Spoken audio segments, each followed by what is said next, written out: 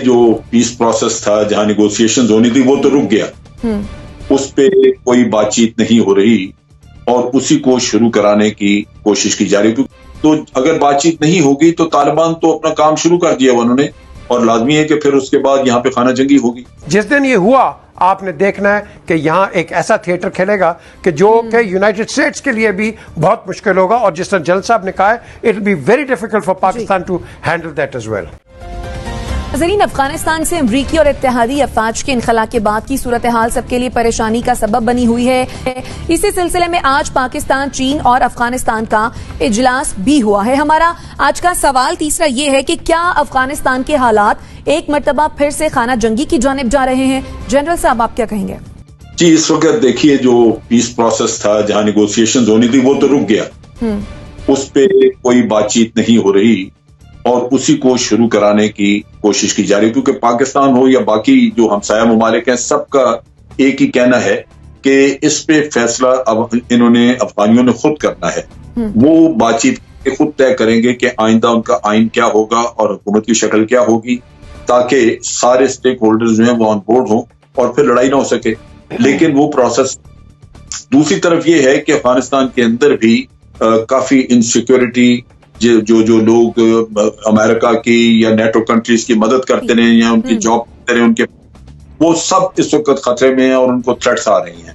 बास जगहों पे आर्मी ने हथियार डाले हैं, जिसकी वजह से तालिबान को जगहों पे कंट्रोल उनका बड़ा है। एक डैम भी उन्होंने, बहुत बड़ी डैम जो है वो भी कब्जे में ली है यहाँ पे। तो उस लिहाज से अगर आप देखें तो अगर बातचीत नहीं होगी तो तालिबान तो अपना काम शुरू कर दिया उन्होंने, और लाजमी है कि फिर उसके बाद यहाँ पे खाना जंगी होगी। तो उसका हमसाया कंट्रीज को, ममालिक को, सबको बड़ी फिक्र है, क्योंकि उनके असरात हमारे ऊपर और दूसरे हमसाया ममालिक पे आ सकते हैं। लिहाजा कोशिश ही की जाए जल्दी से जल्दी बातचीत का सिलसिला शुरू कराया जा सके। ठीक है, बिल्कुल। इसके असरात दीगर जो साथी ममालिक है उन पर भी आएंगे।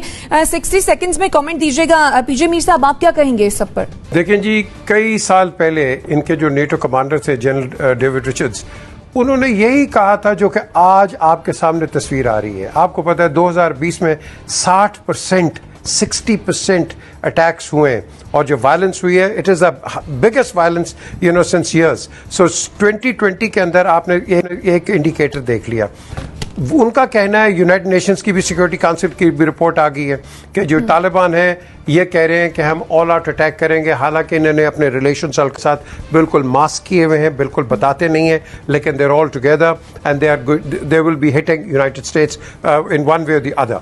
अब बात आती है कि जब हम चाइना और पाकिस्तान की बात करते हैं, या जो अपने जिनके इंटरेस्ट हैं, आप तालिबान को भी या जो अफगानी है इनको भी बिठाएं। दे ट्राइबल्स, ये तो 1526 से लगे हुए एक दूसरे से लड़ने के लिए। आज तो हम 2021 के अंदर है।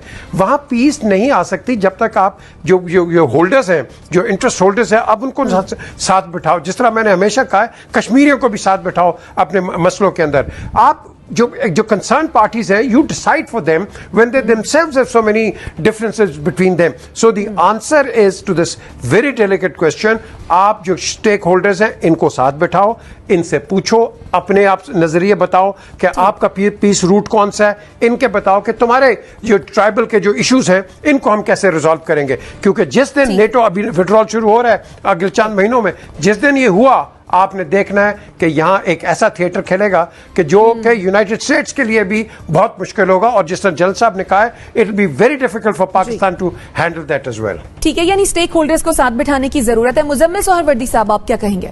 मैं समझता हूँ कि एक तो पाकिस्तान के जो लोग अफगानिस्तान में इस पीस निगोशिएशंस में इन्वॉल्व हैं, उन्होंने ना आज तक किसी पार्लियामेंट को एतमाद में लिया है, ना पार्लियामेंट के ज़रिए अवाम को एतमाद में लिया है। ये सारा गैस वर्क है कि हमने वहाँ क्या कमिट कर लिया है और हमारी क्या जिम्मेदारियाँ हैं और हमारे क्या अहदाफ हैं, क्योंकि अभी तक किसी जिम्मेदार ने आकर बताया तो नहीं।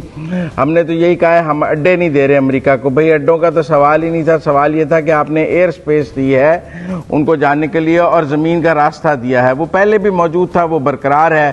तो हम चीज़ों को पोलिटिकली ट्विस्ट कर रहे हैं अफगानिस्तान के तनाजुर में हुकूमत, और सही बात बताने के लिए तैयार नहीं है।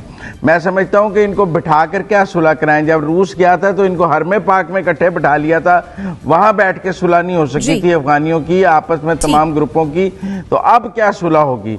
वहां लड़ाई होनी है, लड़ाई शुरू हो चुकी है, पाकिस्तान उस लड़ाई में एक फरीक के साथ खड़ा हुआ नजर आ रहा है और बाकी दूसरे फरीक के साथ नजर आ रहे हैं, और हम वहीं पे जाके खड़े हो जाएंगे जहां रूस के बाद खड़े थे। ठीक हो गया। आप क्या कहेंगे ज़ैगम खान साहब?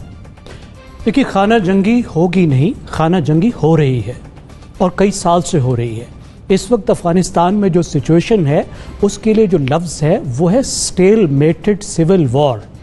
एक तरफ हुकूमत है और एक तरफ तालिबान है, और इन दोनों के दरमियान में एक सिविल वॉर है, और हुकूमत के पास भी शहर भी हैं और कुछ बड़ा रकबा भी है, लेकिन जो इंसर्जेंट्स हैं, जो तालिबान हैं, वो भी 40% अफगानिस्तान पर काबिज हैं।